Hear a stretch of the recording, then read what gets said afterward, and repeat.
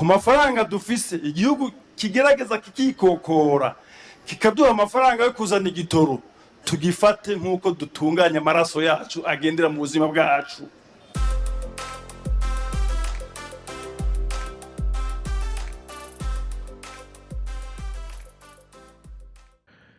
Uburundi kuri jewe mbona ko bugeze ahatemba cyane, igiharugwa mu bihugu bikenye ku isi vya mbere, kenshi na kenshi mu mastatistike menshi ni cyanyuma mu bisanzwe nico gikenye gusumvya ibindi, ahandi ugasanga kiriko kigwanira ico kibanza n'igihugu ca Sudani, ari igihugu kivutse vuba kandi kuva kivutse cama mu ntambara. No mu bindi bintu vyerekana uko abantu babayeho, haba corruption canke kurya ibiturire canke gutwara nabi, haba ico bita ngo happiness index ko abantu bamerewe neza canke banezerewe, usanga kenshi na kenshi ubu gihugu c'u Burundi kiri hasi. Ingorane dufise ni ingorane nyinshi cane, harimo ingorane zo mu kahise historique, harimo ingorane zingene igihugu kimeze conyene structurelle novuga, kumbure nko kuvuga ko kiri encercle kitari kudakora kwibahari nk'akarorero n'ivyo nita structurelle, harimwo structurelle et culturelle kuna abarundi twigenza, navyo ni birebire sinobimara. Vyinshi muri ivyo ntibifise inyishu zihutirwa, ntivyoroshe, ariko kimwe mu bintu bizingamitse Burundi ni bihano canke imigenderanire yagenze nabi hagati y'u Burundi n'ibihugu vyahora bidufasha. Kubera iki Uburundi mu bisanzwe usanga bukoresha imfashanyo nyinshi cane, harimo imfashanyo bita appui budgetaire, abiga economy bonkosora, ariko ni amafaranga igihugu gipanga gukoresha kenshi na kenshi usanga bayaziga hanze, numvise ngo ashika 50 kuduga kwijana. Urumva hanyu ayo iyo budget rero bashaka gukoresha nayahe, ayo kuri habarimu abaganga, niba bubaka amabarabara nibiki, hakabaho appui y'amaprojet, aho kumbura usanga nka projet sinzi ko mu bikeje za GTZ z'abadagi zaza zigakora ibintu, haba gutera ibiti ku mitumba n'ibindi amaprojet atandukanye, ukamubona nyine amaprojet yo hanze. Mperuka urundi kera numva hasha ko hari izindi shira ayandi mashiramwe, hakaba kandi abagira neza batandukanye. Abo bose ayo mafaranga nuvuga ko yahagaritse kuza kubera igihugu giharugwa ngo igihugu kimeze nk'ikiri mu ntambara gihagaze nabi. Ndagwe nk'akaroro mbere ka hafi, jewe nakoreye ishirika ryari rifise icicaro muri Kenya mugabo ry'abanyamerika, twari turekuriwe gutembera aho twari dufise ama office hose, twaraja za Katumando canke bafise umwanya cyane cyane nk'abantu batari bafise amafamiye bari bafise umwanya, bashaka kugenda muri Katumando gakamara nk'indwi yakorerayo, araba mbere baranatwankuraje ko tugenda gura turabe logiciel twakora uko abantu bayikoresha Kenya, Buganda, za Mali meme, ariko bari baratubujije ko ata muntu azagonyoza ukuguru mu Burundi. Hariho ibitaro vy'ikigutu twari dufiseho umupartenaire, bari abapartenaire twaba logiciel, mugabo nanho muri Kenya bariko barafasha ivyo bitaro bakoresha telefone n'ama video call, ntibari barekure n'abakenya, ntibari barekure kuja mu Burundi kuri abaharura ko ngo igihugu kitifashe neza, kandi aho yari imyaka ya nkuru nziza wa kabiri ndibaza canke wa gatatu. Wa gatatu ndibaza. Ivyo rero urumva ko bica bitera ingorane yuko tutaronka ayo mafaranga yinjira mu gihugu, ari naho wumva ivyo vy'amapetroli bibura n'ibindi. Jewe nashaka gutanga ibintu, ndi umuntu pragmatique, simfite ibintu vyo kurota ngo Burundi buzobe Singapore, je ntavyo nkora, ndi umuntu je suis très pragmatique. Hari ibintu leta ishoboye gukora, burya leta ntiworirenganya, hari ibintu ishoboye gukora, ariko hari ibintu ishoboye gukora nejo perezida yozinduka akavuga ati gikorwa kukaje gikorwa kikaja gikura umuzigo kuri yo donc kikorohereza ko diplomasi isubira kiroransa izo mfashanyo zikaboneka.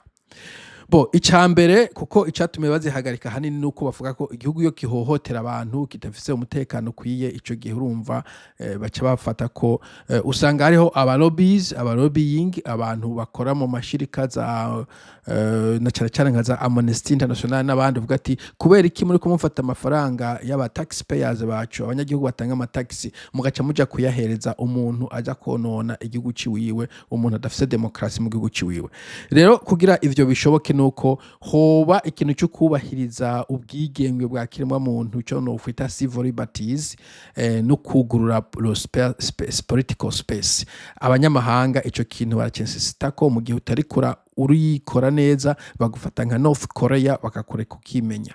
Ico bogikora mu gikora rero ibintu pratique bokora icambere koba ukurekura abantu bose bafunga ibintu vya politiki bakaraba mu vy'ukuri gufungira umuntu politiki muri imyaka abantu basa n'ababirenganye ko gose ivyo rifo ko abarundi babihagarika gutuma umuntu magasho kubera mutumvikana kubera yavuze ibyo udashaka ico kintu bakaraba abantu bose mbere bashaka nabajya babunyoni bande nibaza ko hariho ukundi kuntu bari kubahana byo kuvuga ngo abantu bose bazate mugasho babivaneho abantu muri opposition bapfunzwe ntabonzi mugabo batizo ko bahari babavaneho umuntu yakoze ico no kwita peaceful speech yavuze ikintu atari cy'intambara mugakiru gisanzwe uvuga ngo yatutse president yatutse nde abo bantu bose n'abana b'abantu kubatuka birarikuriwe ahanda ashoye gutuka premier ministre niwe dufise kavuga nti nimbwa Trump abanyamerika basha kuvuga ati nimbwa no mu criminel nta muntu apfungwa kubera ngo yatutse umuntu cyo no gutuka kenshi na kenshi kitagise definition nziza ivyo nivyo ngo nakayatutse umuntu babivaneho boye kuza bahana bafunga abantu atakintu bakoze cicaha kizwi no kuvuga n'amategeko nimba rukomeze bayari vamping bashe ku mategeko mpuzamakungu kuko nivyo bizotuma ayo kugafashanyo kaboneka. Ico ni cyambere kurekurira abantu bose bafunzwe bafungiye politiki n'abapfungiwe ivyiyumviro vyabo. Muri abo harimwo abamenyesha makuru sinzi nkunze kumva bavuga Sandra Muhoza sinzi ikintu bamupfungiye mugabo birumvikana yuko ugiye kukunda kuri internet ko asa n'umuntu apfunzwe atataza gufungwa. Ubwo hatza kwa hari n'abandi benshi barabe bagireke guma bafunga abantu kubera bavuze ikintu kubera bagiye muri space kubera bakoresheje WhatsApp ivyo bintu ni periode passée yo kigo soviétique canke c'est pas communiste za kera ubu abantu barekwe kuvuga ico bifuza kiretse ari umuntu ariko ahamagara intambara n'urugamba n'ibiki ariko nabo nyene hari procedure zo kubakurikirana ukabahana ukundi kuntu wanashaka no muri Amerika nk'ubu ugiye kuraba kuri internet usanga Trump abajournaliste kenshi baramutuka kenshi na kenshi bijya byo ngo abajournaliste batata kuba neutre bijya CC4 abajournaliste bafite aho bahengamiye ugiye ukumviriza CNN iri kuri left nta nkeka n'abademokrate ugiye kumviriza MSSB zijya nyinshi ziri kuri zijya ba Whoopi Goldberg n'ibiki bose usanga bari Trump n'umuntu mubi Trump rero iyo yumvise barenza karimbi ukurikije n'amategeko muri Amerika ya defamation ashoye kugira ico bita lawsuit it's a civil lawsuit nta gasho karimwo bararaba ikintu yakumenyesha makuru yabeshe Trump akavuga ati vyatumye binyononera reputation n'ibiki ndabaciye imiliyoni 2 za lawsuit ivyo keshi na keshi baravyumvikana mbe ntibijya no mu nzu sentare keshi bakora ico bita settlement umva ivyo babishireho kabisa ivyo kuvuga ngo umuntu yavuze iki ngo ndamupfunze ndamutaye mu gasho uba wigize ikintu c'ikimana kandi ivyo bigaruka kandi bikonona igihugu ibintu nk'ivyo. Abajournaliste bahavuye barabukuntu mu bisanzwe bohindura hamwe no kuko reka navuga barabukuntu bahindura amategeko yo kumenyesha makuru byo kudefinisa amakrime nyene ngo yatutse umuntu yavuze bitari vyo yononye inzego z'igihugu yatukisha inzego z'igihugu zari kugira zikritike nta vyo ngo wazitukishije ubundi nka guverinoma zacu uvuga ngo wazitukishije n'ibihugu bihagaze neza n'iki turimwo no za Australia na za hehe usanga abantu bari baridodomba abantu baza kwidodomba kenshi na kenshi kubera kudashima kenshi na kenshi kubera amategeko washyitse ko abahohotera bashobora itegeko ryo gutoza amatagisi yego nivyo ufashije abantu igihumbi kugira baronke imfashanyo mugabo undi muntu w'umudandaza avuga ati je nabiza ko amafaranga nagomba kuyatwara mu fuko wanje afise nibure buri imbere uburenganzira bwo kwidodomba kiraza kuhana abantu ngo bidodomvye ngo bavuze inzego batukishije ivyo bintu abarundi babifute ibintu byo muri moyenage birateza inyuma igihugu biradutukisha na twebwe ningo haje umuntu akubaza yuvuga atavuga ngo mba ahantu muri Afrika ko tinya kuvuga ni yuva kubera cyo ngo uyu muntu ni burya nikirova nta n'ubwenge afise ivyo bintu mu birabe kabisa biradutukisha gose cyane hanige abantu benshi bavuga ngo abira abantu tufise ubwenge tufise ico bita ngo ni low IQ biva he kuko ushobora gusanga iki kintu cyakoze umuntu afise ubwenge iritego ryanditse umuntu afise ubwenge uwo muntu wamupfuye afunzwe n'umuntu afise ubwenge ico rero tutagikoze tukazuba tuvuga ngo abazungu baratusuzugura, abazungu baratuteranya, abazungu bagira gute, nitwe twese tuvyikora je bya byo gutuka abazungu n'abakoroni. Mparabonaga abantu bagira ama commentaire ngo abakoroni, hari umukoroni ariko abwira abantu ngo bajye kwicana, hari umukoroni ariko arapfunga abantu i Burundi, hari umukoroni ariko ariba ibigora bishora mu Rwanda. Ivyo n'abarundi bariko baravyikorera, il faut que abanyafrika twasima our responsibility. So ngiye off track mugana cyako bokosora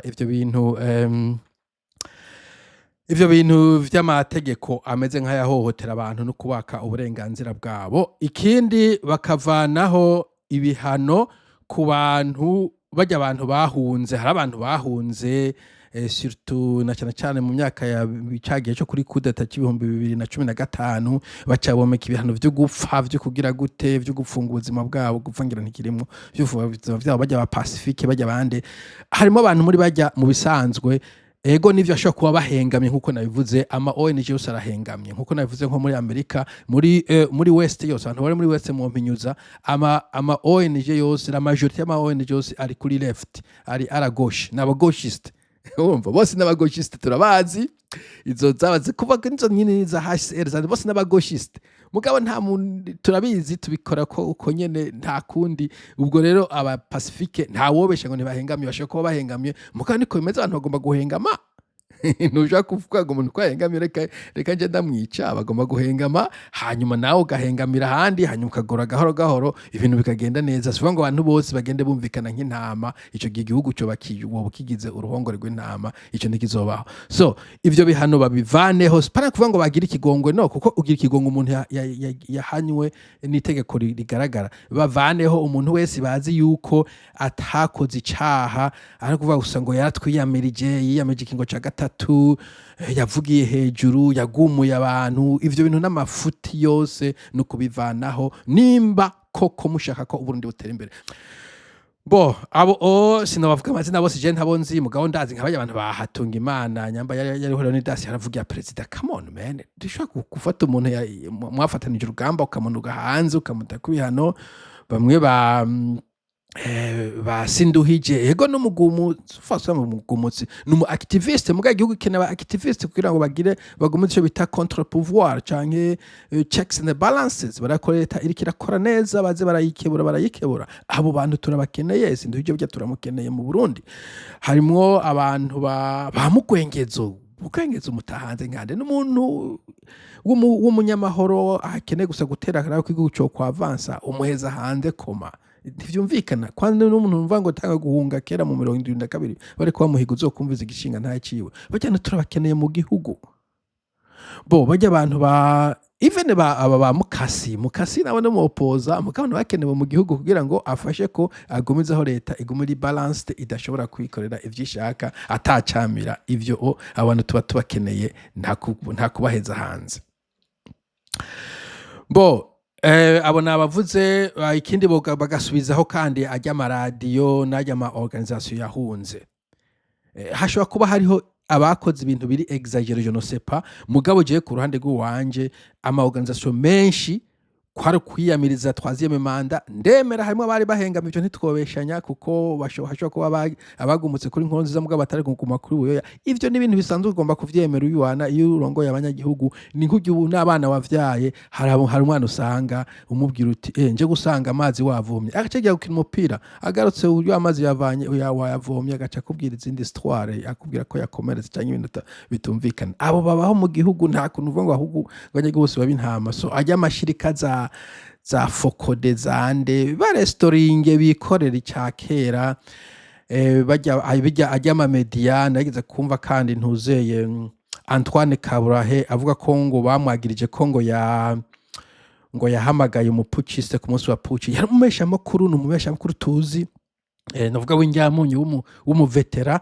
Ubwo yumvise habaye kudeta, yarakeneye ko ariwe inkuru ayisohora bwa mbere. Abanyamesha ko niko bakora, yumvise ahantu habaye ikintu yirukanga kurondera inkuru atawundi arayironka kugira ngo avuga jewe naronse inkuru ivuye kwa naka, kubera niho babona ko ari umuntu w'umushakashatsi. Ubwo gutelefona umuntu ari gukora puci ati mugejejehe, si kuvuga ngo mugejejehe tuze tubafashe, ni kuvuga inkuru nimbe ndabwira abantu kuko niko bigenda. Ivyo ose nuvuga ukuntu wo kwagiza umuntu bwa telefone umuntu ku munsi wa puci, na cyane cyane ko aya matelefone umva yakozwe muri puce hagati no kuvuga yareka aronda yumviriza uko ibintu bigenze si amatelefone yakozwe imbere kugira bafime bavuga ati kubera ko wabatelefone imbere wabimenye gute ico gihe kameme vyo kumva ko hoba harimo complicité donc ajya amaradiyo ajya amashirahamwe ibiki n'ibiki babiri storying nta kamaro ko kuguma banyuga bataha ahantu hanze ko nubundi baguma bavuga izo za RP ngaho ugiye ku internet turazumva nubundi bwo wabashize hega nubundi bwo ko wabujijiko n'ubaguma bakora bo ikindi nzogihebera ivideo yaco nuko bo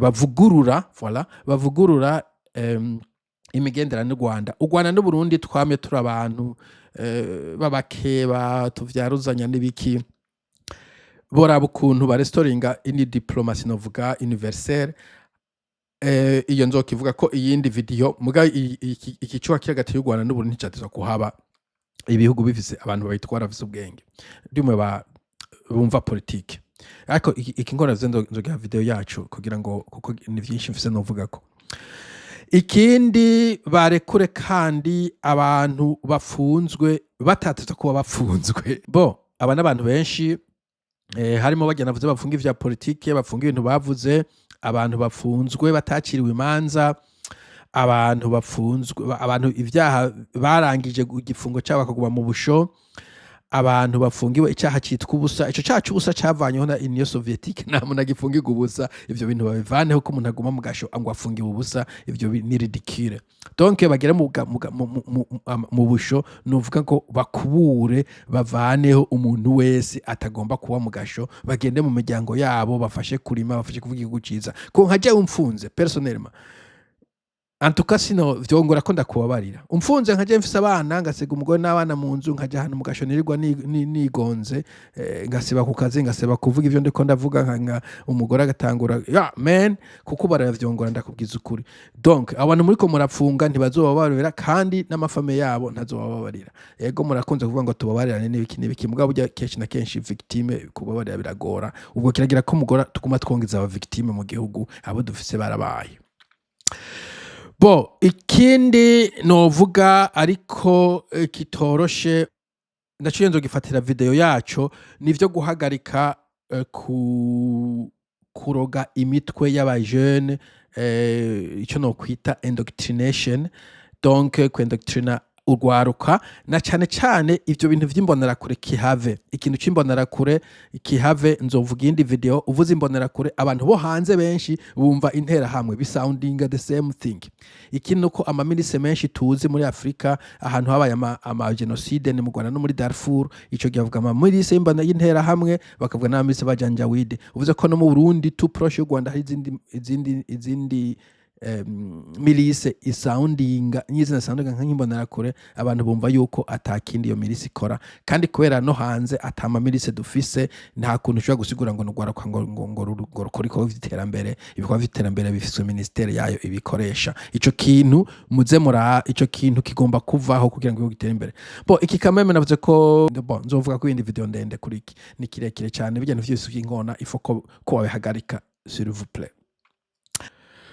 Ikindi novuga kandi kijanye n'ivyo bintu vyo guhohotera abantu baba opoza bohagarika ibintu numvise vyo kunyaga urukomba amazi umuntu baciriye urubanza mpereye kuko numvise nyambango ari bo busokoza numvise ko bariko baramwakangwa amazu yabamwo hariho umujya muganga Sahabu nawe numvise ibintu bamuciye urumva nico kimwe no kumunyaga mu bisanzwe nubwo nawe baramunyaze bijya bintu sinavyumva it's reminiscent vyibutsa exactement ibintu vyabaye 72 aho abantu banyakwa ibintu vyabo ngo nabamenje ivyo bintu barundi kazi ni mu bisezereho umuntu yakoze icaha ivyo kumunyaga ntibiri mu mategeko kwisi nzima ivyo bintu uzigundirabe ivyo bintu ntabwo bikibaho irifoko mu bihagarika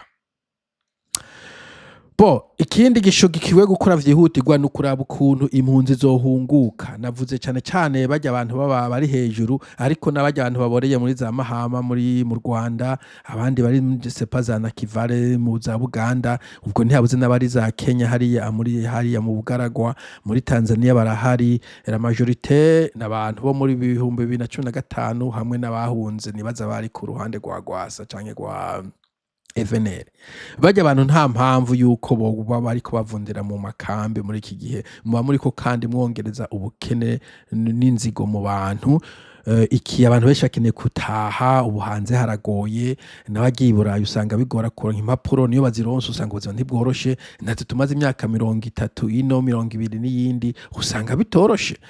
Abantu rero benshi bifuza kwigucomera neza bagataha. Rero akwiye kugira effort yuko afasha abantu gutaha. Muribuka na video nakoze kuri bagaza ko namwagiza ko atagize akigoro ko kuronda kwantu botaha, namvuze ngo yaragakoze, ariko nibaza ko bitari bihagije. N'ubu nibaza yuko atakintu leta iri kirakora ngo ifashe abantu ko bahunguka. Iyo bikora abantu bagataha, bigafasha ko banka ko abantu babora bavundira ahantu mu gahinga, ntibariko bariga meme n'ibintu vy'ukuba mu gihugu.